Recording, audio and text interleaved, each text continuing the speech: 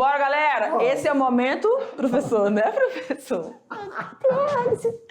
Que a gente vai fazer a nossa revisão. A gente tá falando de quê? Joga lá na tela. Nós estamos falando sobre a primeira lei mendeliana. Isso, né, essa é a nossa aula 3.2, tá, galera? então vamos lembrar. A primeira lei mendeliana retrata do quê, professor? Uma coisa muito 10, né? A Tabita falou, lembrou bem. Lei é uma coisa.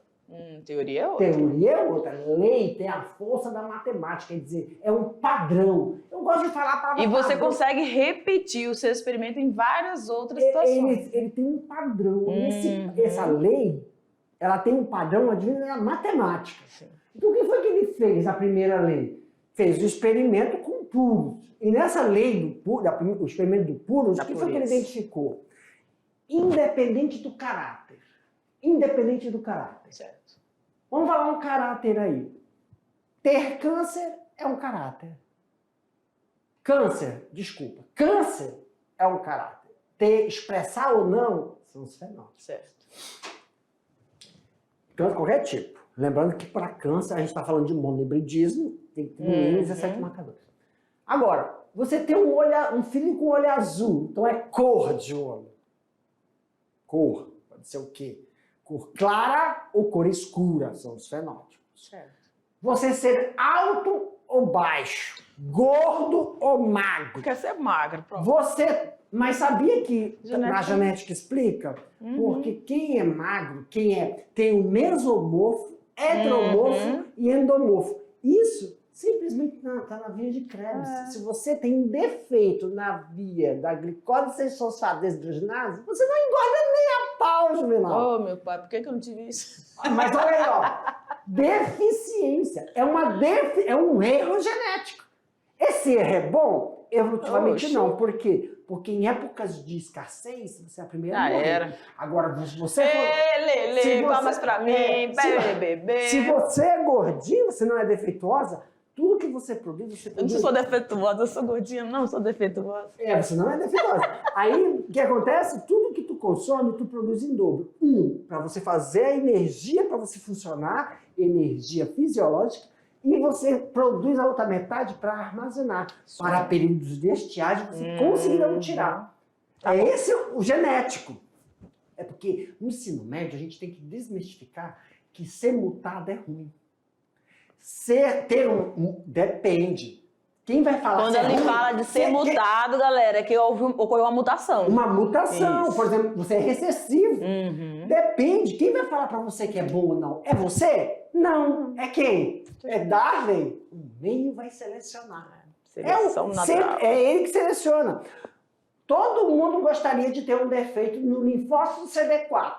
Por quê? Duff negativo. O que é Duff? É outra mutação. Não é nem recessivo, Tatá. É nulo. Não tem a proteína. Ele não produz essa proteína. Todo mundo gostaria de ter ser Duff negativo. Por quê? Porque quem é Duff negativo e cruza com uma pessoa que tem HIV, não pega. Olha! Pelo menos disso você não morre. Tá bom, vambora. Galera, então essa foi... O que o senhor está falando, professor? Eu estou falando da importância da lei. Opa! Vamos pra cá. Eu estou falando, para mim, meu diretor, da importância da lei mendeliana. Professor, o que eu tenho que entender? Simples. Toda vez que você analisar uma característica, padrão mendeliano, um fator, fenótipo, fica em 100% na primeira. E quem foi suprimido na primeira, ressurge na segunda em menor proporção. Exato. Quem ficou 100% e prevalece maior proporção, 75%, é o dominante. É padrão, é o padrão. Aí você fala, isso é o esperado. Matematicamente é o esperado. Um é suprimido e ressurge com menor, o outro prevalece e se mantém na segunda. É um padrão. E aí você olha para a população e verifica se isso está na dinâmica evolutiva ou não está na dinâmica evolutiva. Certíssimo. Exemplo! Tatá! Homens! Lá para trás, lá para trás. Os homens tudo era barbudo. Ele gosta desse exemplo. Todo barbudo. Tudo com o peito cheio de pelo. Eu não vou tirar aqui. Cheio de pelo. Ui. Só que agora, nessas gerações, nós estamos vendo que os meninos hoje nascem com o rosto falhado ou totalmente sem barba. Tem que Com um fazer pouco de pelo estímulos, no, né? com um pouco de pelo no peito ou totalmente sem pelo. É porque antigamente era um caráter que se expressava em maior proporção. Isso tinha que perdurar, mas está acontecendo alguma coisa. Não vem de encontro com o padrão mendeliano. Está mudando. Seletividade. Quem era antigamente em menor proporção está ficando, porque está sofrendo uma pressão seletiva do meio. Perfeito. E esse caráter está começando a sair. Isso aí está falando, olha, algo está... mas, professor, isso é ruim? Aí a gente tem que avaliar. A genética vem para isso. Tentar compreender alguns No fenômenos. olhar dos biólogos evolucionistas, tanto para a área da saúde e tanto para a área da ecologia, do meio ambiente. Porque um não exclui o outro. Sim. Nós estamos inseridos em um ambiente e duas coisas acontecem. Ou você interfere, ou o ambiente interfere em você. Opa. Então, é isso que é a importância do trabalho mendeliano. Claro que nós vamos falar muito aqui sobre as vacinas, porque tem uma importância da primeira lei de Mendel na produção de vacina, remédio. Por exemplo, ácido acetilsalicílico, o princípio ativo que a gente tira lá da planta, né? Que é aspirina, Ah, sim. né? Que você tira esse princípio ativo, você consegue colocar essa característica e vai produzir ela em alta escala, sem necessidade de ter uma plantação de vegetal que vai ocupar. É através da primeira lei mendeliana que a gente consegue observar como é que você consegue fazer o sintético de pegar a glicose. A enzima que pega o negócio. Insulina. A insulina. Tem a área da saúde, tem a área da biodiversidade, Sim. tudo no padrão mendeliano. Perfeito, prof. Perfeito. Vamos fazer uma revisão. Então, concluída a revisão, tá bom? Então, a gente vai agora é a hora que vocês vão ficar aí fazendo atividade. olhar o material de vocês. Daqui a pouco o tio volta com a professora Tabita para corrigir e tirar algumas atividades que possam ter ficado durante o processo. Caso. Ai, gente. Vambora, galera. Até mais. É vapt-vupt.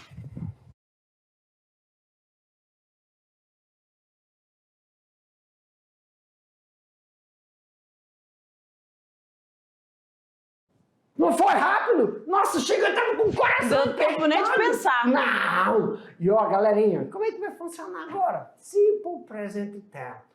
Nós vamos colocar na tela a questão. Uma hora eu Dá vou uma ler. movimentada no corpo aí pra você se alongar um Isso. pouco. Uma hora eu vou Relaxa, ler. a atividade tá tranquila. Outra hora a professora tá lê. Aí a gente coloca a resposta, só que não precisa estar idêntico. Não. Às vezes, não, tem que contemplar. E aí a gente vai fazendo aí, colocando observação de qual Quando a seria. gente fala não precisa estar igual, numa questão aberta, Aberta. né? Agora, quando for o resultado, no caso de um Alterna- cálculo, tem que estar batendo, Isso. tá? Agora, quando for questões fechadas, a gente explica. Sim. A resposta é a letra A. Por que não cabe a letra B, a letra C? Não é não? Perfeito. Vamos para a primeira questão? Bora! Na tela!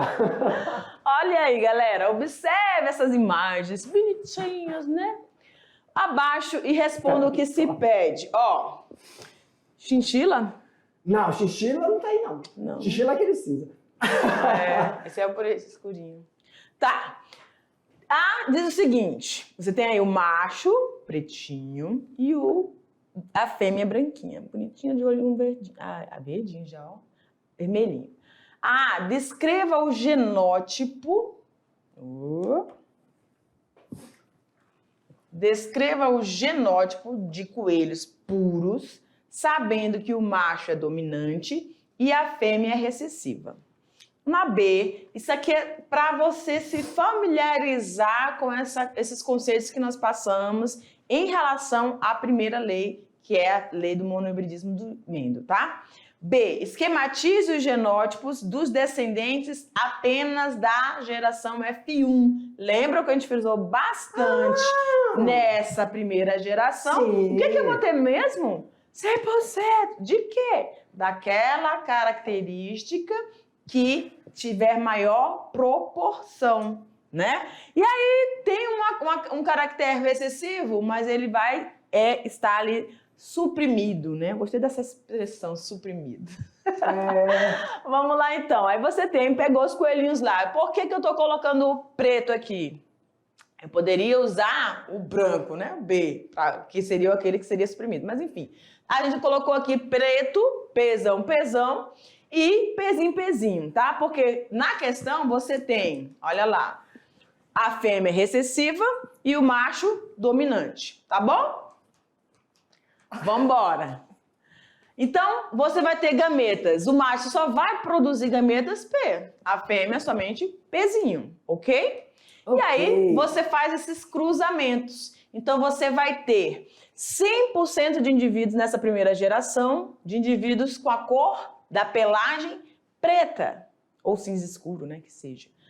Aí você... O que eu fiz aqui, professor?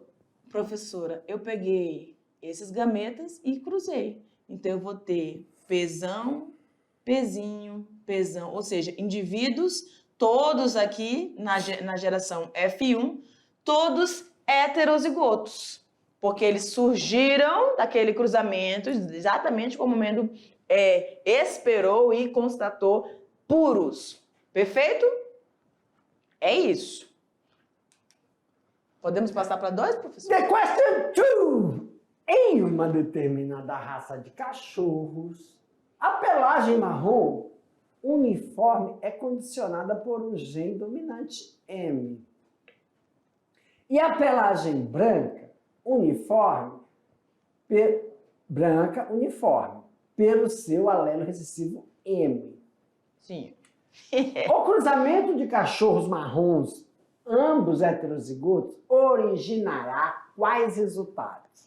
Gente, olha só, meus queridos, vamos raciocinar antes da gente ver o cálculo.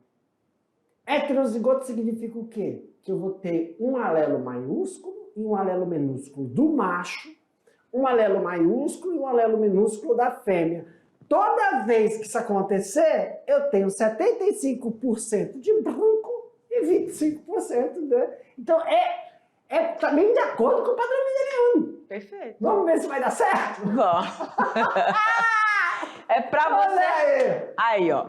Os indivíduos que vão cruzar macho e fêmea são heterozigotos, M maiúsculo e M minúsculo.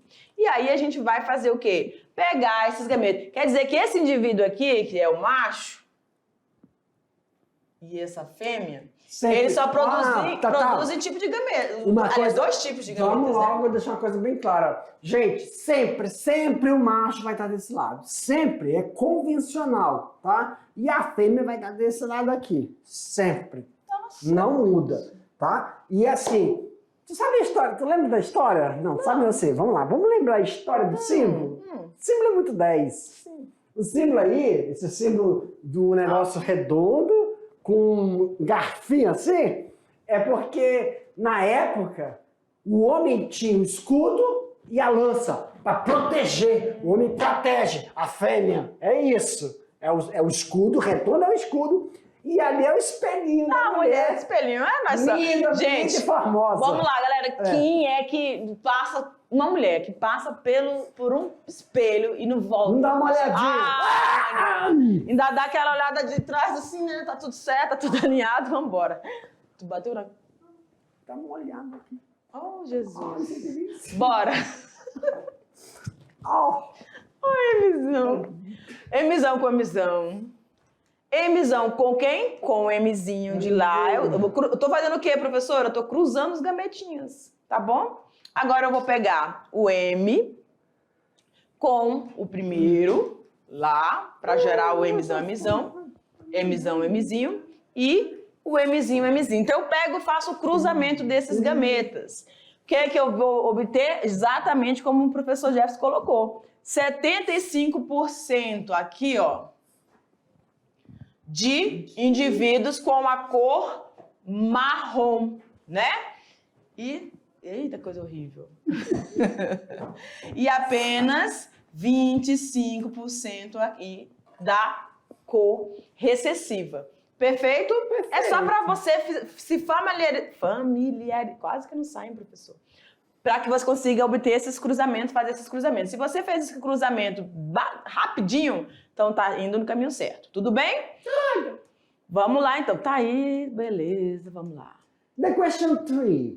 O esquema a seguir ilustra o resultado de um cruzamento entre ervilhas amarelas e verdes, feito por Mendel.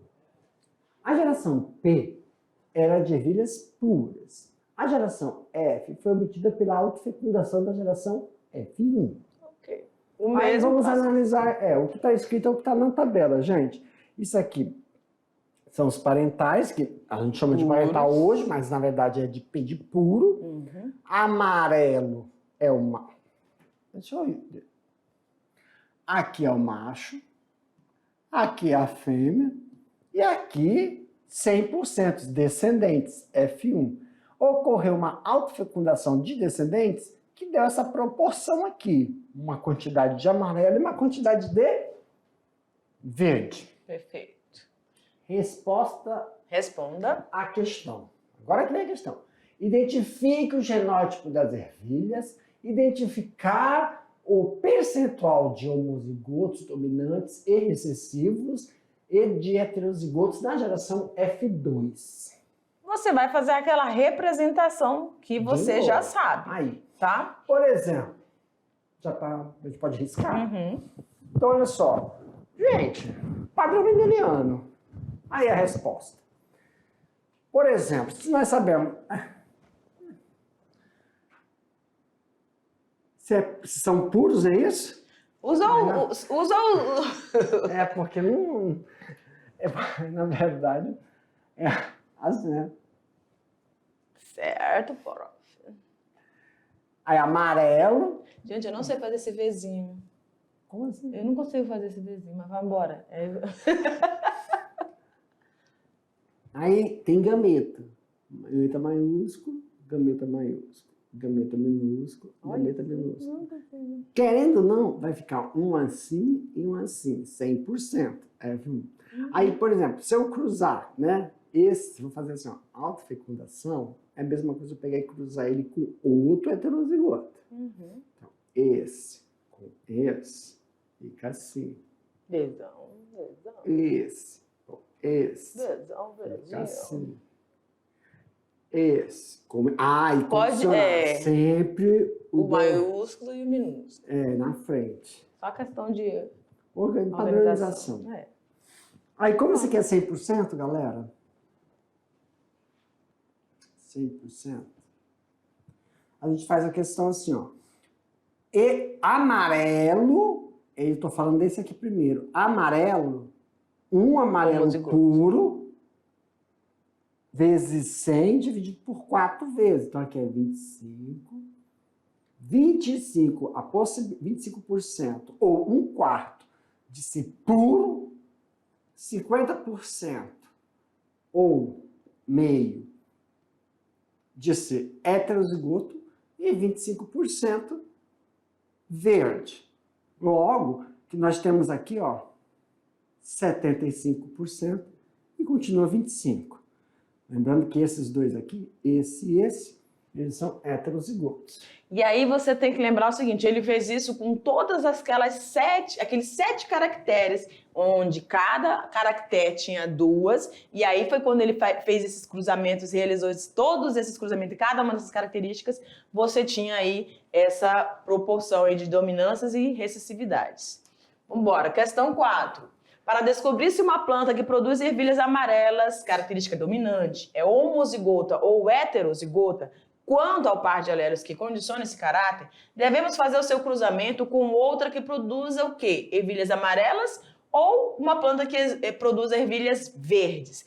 Então, eu quero saber se esse indivíduo que eu vou cruzar, ele é homozigoto ou heterozigoto. Para eu descobrir isso mais facilmente, eu vou usar o cruzamento com indivíduos homozigotos. Então, aqui você tem, ó, Ui. O indivíduo homozigoto. Tá arriscando? Tá. Tá não. Tá, aperta o verde. Aqui. Então eu vou cruzar. Vamos dizer que é o que eu quero aqui, né? Eu vou cruzar um heterozigoto com um homozigoto recessivo. E aí eu vou fazer o cruzamento e eu vou obter 50% de heterozigotos e 50% de homozigotos recessivos. Eu posso fazer esse cruzamento também com um indivíduo que seja homozigoto, tá? E aí eu vou cruzar ele também com um indivíduo homozigoto recessivo. Por que eu utilizo o recessivo?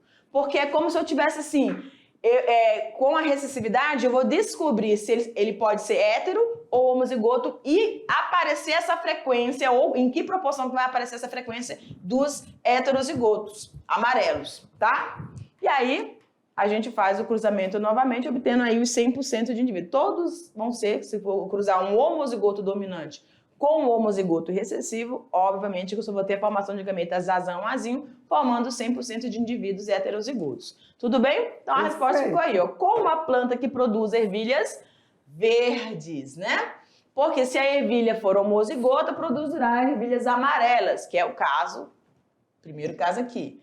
Já que o caráter é recessivo. E se a ervilha for heterozigota, ou seja, aqui, produzirá ervilhas amarelas e verdes em proporções de 50 para cada. Tudo bem? Tudo. O último, um trabalho científico exige critérios rigorosos de análise para gerar dados confiáveis. Gregor Mendel foi extremamente cuidadoso na sua seleção do seu material de estudo e minucioso em sua análise.